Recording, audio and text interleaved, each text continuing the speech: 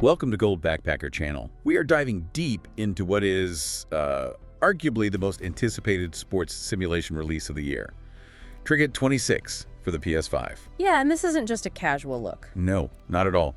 We've got our hands on the raw gameplay footage, commentary feed, and all from a really high-stakes, fast-paced game.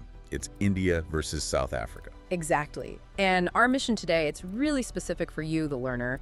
We're going to treat this footage like a definitive demo. It's, a crucial window into the game's core mechanics. We really need to assess the quality of the simulation. Does Cricket 26 actually capture the subtleties, the strategic depth, and I think most importantly, the psychological pressure that really defines top-tier cricket? Right. We're looking at everything, the batting, the bowling, the fielding engines, and we're doing it chronologically, in sync with the drama as it happens on screen. We are cutting through all the marketing hype. We want to know if this game delivers a genuine high-fidelity cricket experience. Is it worth your time? Is it worth your money? By the end of this deep dive, you'll know if Cricket 26 is a must-buy. Let's unpack this match and get started. All right, let's do it. So let's kick things off with atmosphere. Because if a sports sim fails on that front, the whole experience it falls flat. It really does. And Cricket 26, it pulls you in immediately. You're in a professional broadcast. The presentation quality is just stellar. Yeah, the stadium ambiance, the player models look really realistic, and crucially, the commentary team.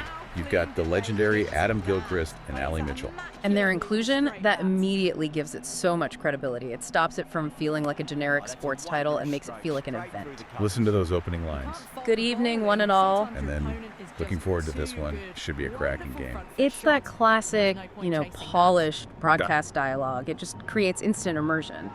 But the real question for us is, does that commentary stay dynamic? Or does it get repetitive after a few overs? Exactly. The quality of this initial setup, though, it suggests they've invested pretty heavily in contextual, situation-specific lines. Okay, so the pre-match stuff transitions really smoothly to the toss. And this is where the tactical analysis has to start, even before a ball is bowled. The commentators jump right in with a layer of strategy. They're looking at the environment, the conditions. They mentioned they would have spoken about this ahead of the game, and then they analyze the pitch, how hard it looks, the overhead conditions. And this is a really critical design indicator. They suggest that, given those conditions, bowling first might have been the better option. So what does that mean for the game engine? Well, if the engine truly factors in things like pitch wear or moisture in the air affecting swing early on, it means the toss isn't just a throwaway coin flip. Right. It's a genuine strategic decision. It forces you, the player, to adapt your whole game plan. If you make the wrong call at the toss, the game is set up to challenge you tactically from the very start. It keeps the experience from becoming, predictable. It adds this whole other layer of, managerial strategy before you even step on the field. And that realism continues with the opening pair. We see India's openers walk out. It's a right-hander taking guard and a left-hander at the non-striker's end. A small detail, but an important one. It's huge. It confirms the game gets the strategic disruption that a mixed batting partnership causes. It forces the bowlers to constantly adjust their line, their angles. And the commentary sets the stage perfectly. These two will look to make a solid start for their team. That little piece of advice confirms the batting engine is built around phases. You can't just, swing for the fences from ball one. You need some stability. So a solid start is the benchmark. Let's see if the engine actually allows for that calculated aggression, or if it just turns into a slogfest. Let's see. Okay, buckle up. Because the moment the first ball is bowled, India basically throws that solid start idea straight out the window. This is just high-octane aggression from the get-go. And it's rewarded instantly. What's so fascinating here is the sheer reward for perfect execution right away. The first big shot is called a great shot.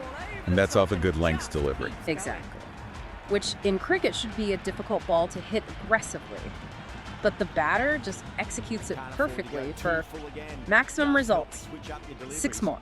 That tells me the batting controls must have a really sensitive sweet spot.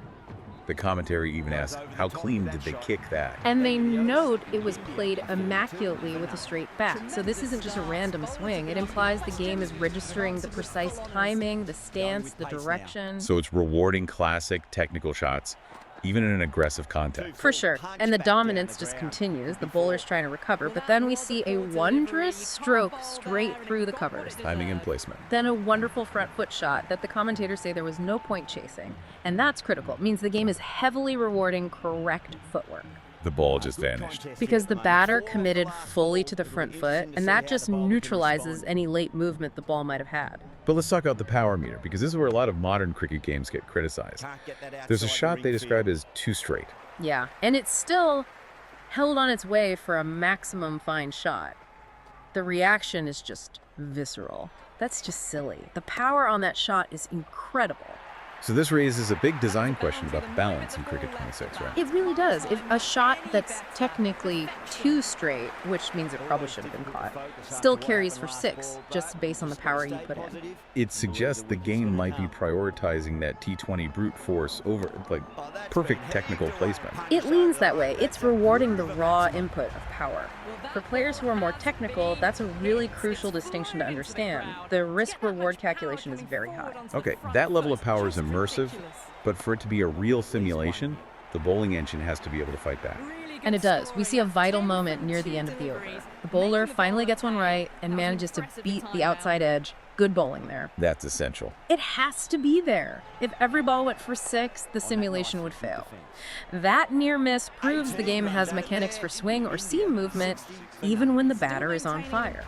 So the line and length still matter. Absolutely. The bowler's just being beaten by incredible timing, but the ball physics are still creating genuine threats. The over ends, 16 runs off it. 16 for 0 after 1. I mean, that's an exceptional start. South Africa has to be in panic mode already. And the commentary confirms it. End of the first, and an exceptional start. Some big shots early on to build some momentum. Okay, so here's the test for the AI. South Africa has to adapt. And they do. They bring on spin immediately in the second over.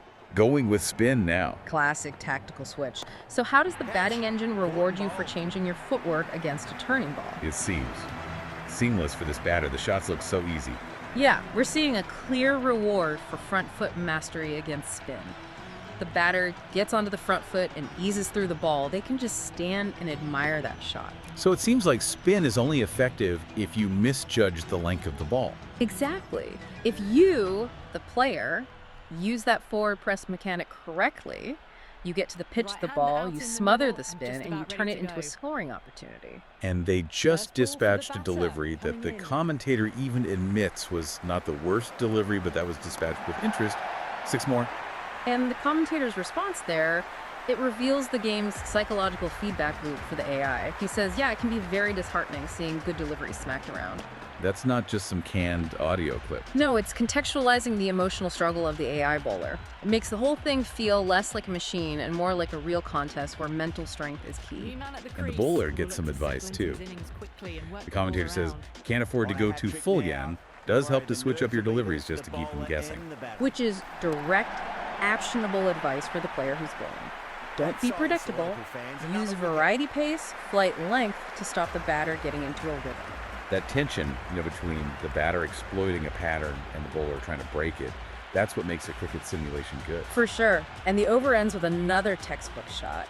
Finds the space and power to lift that ball over the top, and it just keeps going. And the second over, India are 42 for nothing. That is a spectacular run rate. 26 runs came off that over alone. The simulation is just rewarding extreme clinical aggression against both pace and spin. The fielding side is just completely demoralized right now. So South Africa has to break this partnership. They switch back to pace for the third over. They're hoping the extra speed will force a mistake. Well, the batters are in total control. It suggests that their confidence level is baked into their timing input now. And the game gives you immediate punishment for a poor delivery. The commentary is blunt. 2 full punch back down the ground. It could be 4. And the analysis is harsh. Well, that was a poor delivery. You can't bowl there, and it got what it deserved. This really shows how sensitive the line and length mechanics are in this game. Pitch it too full, you're getting driven down the ground. Every time. If you look at the game design here, the reward structure is just so heavily weighted towards capitalizing on any mistake from the bowler. The next boundary is just perfection. The commentator says it was a boundary the moment it left the bat.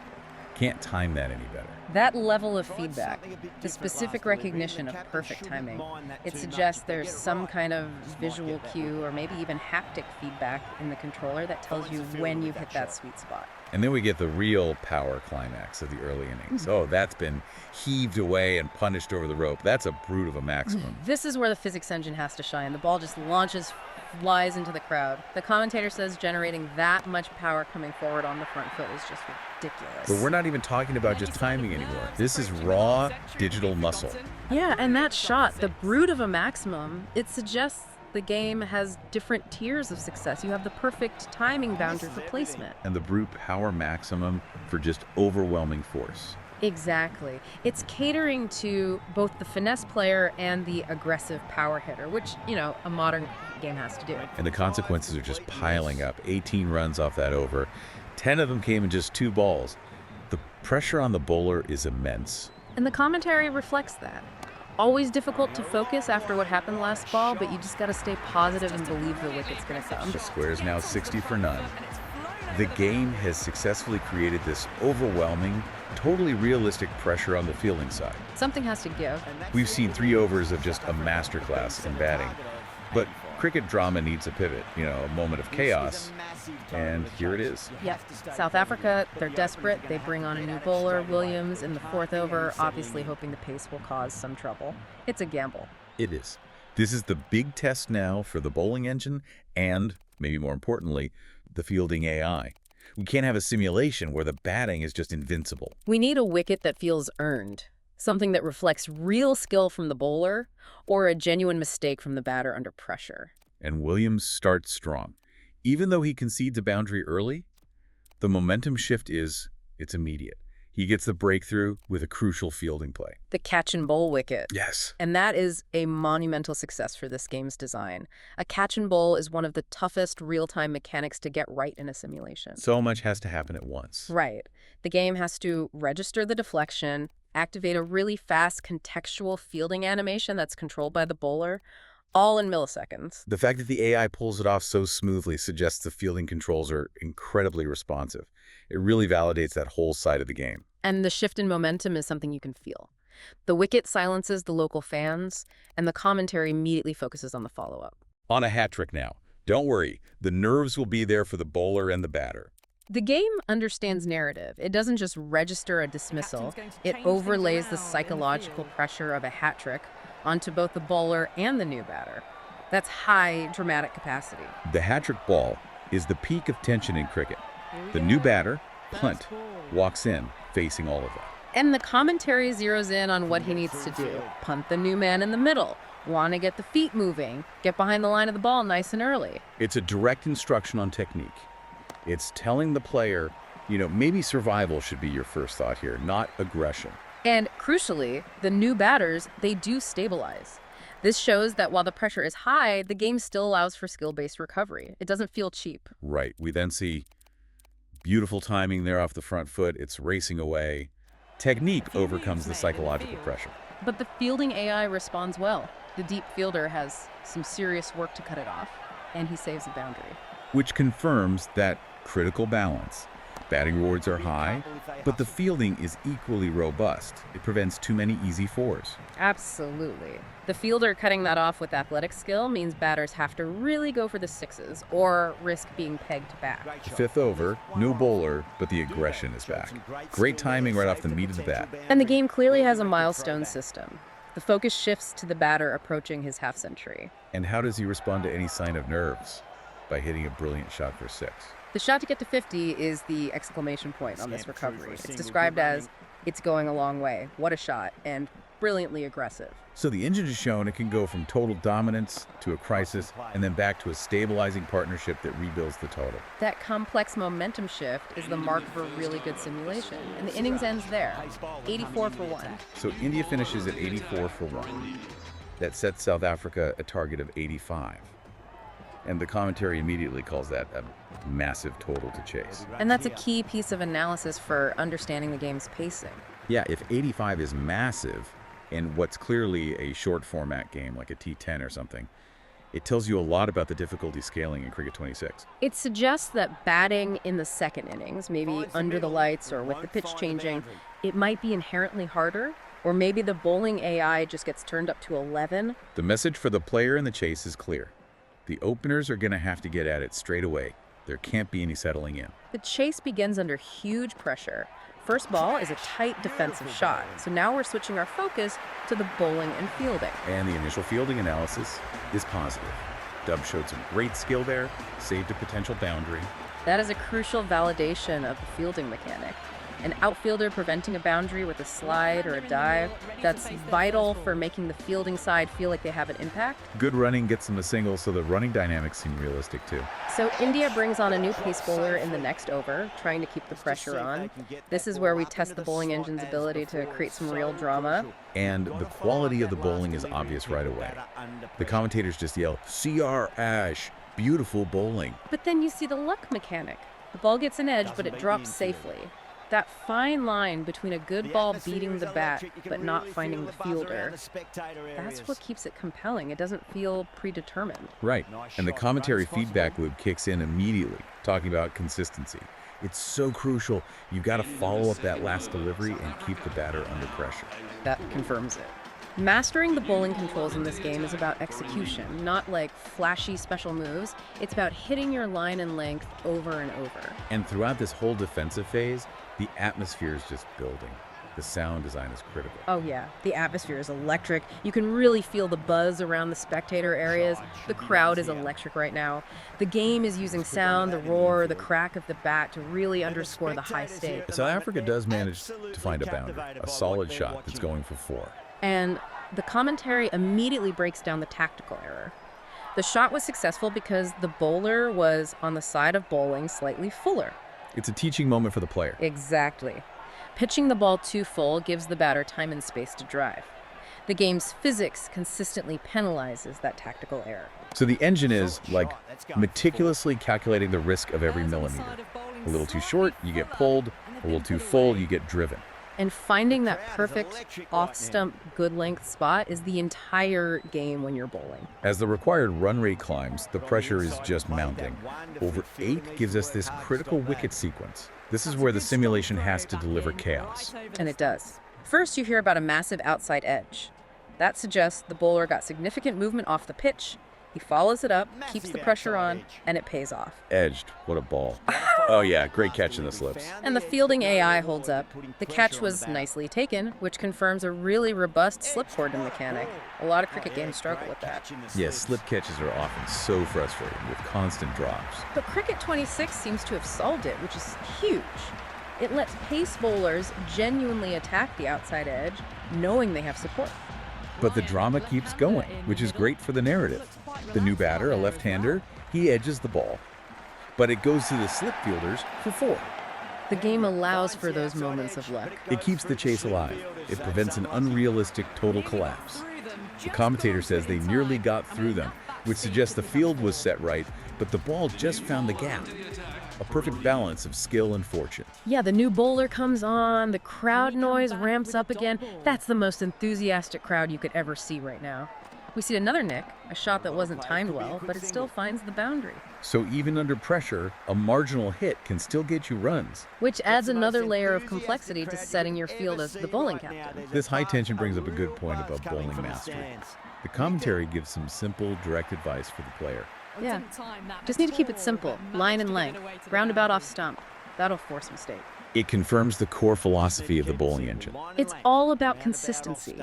It's not about trick deliveries, it's about ruthless execution of the fundamentals, and the reward for that focus is demonstrated instantly. We see a delivery that's described as edged, unplayable. And that word unplayable is key.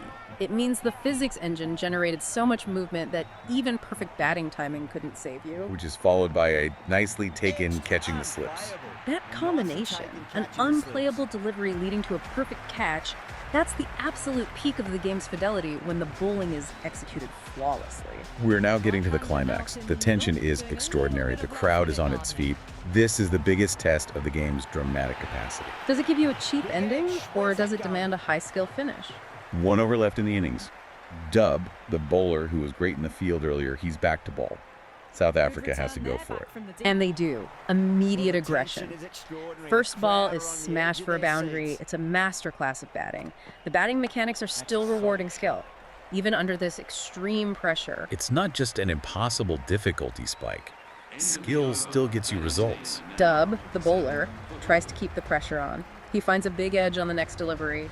The commentator advises him to find the same spot again. It's all about tactical repetition. But the game keeps you on that tightrope. The next edge drops safely. The batter gets a single. The final risk has to be taken now. The batter goes for a huge shot, tries to clear the fence. But he's fallen short.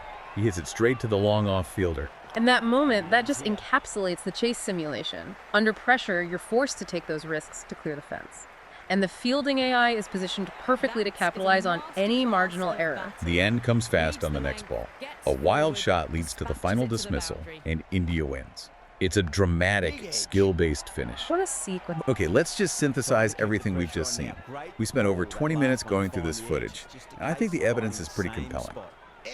We saw masterclass batting get rewarded instantly with huge power. We saw critical, game-changing fielding saves, especially from Dub, that proved the fielding AI is robust. The commentary was responsive, insightful, and actually served as, a feedback loop on your strategy. And crucially, we analyzed those rapid shifts in momentum, the early dominance, the hat-trick crisis, the dramatic chase. It proves the game engine supports a genuine, high-stakes narrative. It successfully translates both the technical side of cricket and that emotional roller coaster into a really compelling interactive experience. It really does. So, what's the final verdict for you, the learner, the potential player? Look, connecting it all back to you, this game gives you more than just fun. It's a deep simulation of cricket tactics and pressure points. It balances accessibility. You saw how it rewards good timing right away, with a high skill ceiling for mastering things like line and length when you're bowling. So the recommendation? Based on the fidelity of the gameplay we saw, the intensity of the commentary, and just the depth of the drama, I can confidently say Cricket 26 is a necessary purchase for any fan of the sport looking for a deep, high-quality simulation. It hits that rare balance. It does. It makes technical skill feel intensely rewarding, but it still delivers the chaotic, high-stakes drama that defines the real sport. Fantastic. So what does this all mean for the player stepping in for the first time? We ended on a wild shot, a dismissal under pressure that sealed the game. Considering how quickly momentum can shift, the question I have is, how much control do you, the player, really have over that momentum? Or does the game's AI, subtly ensure that a high-stakes narrative is always prioritized to keep the match exciting right to the end? Are you truly controlling the outcome, or are you just managing a very carefully scripted crisis? Something to think about. Something to ponder as you start your first career mode. That's all for this deep dive. We'll catch you next time.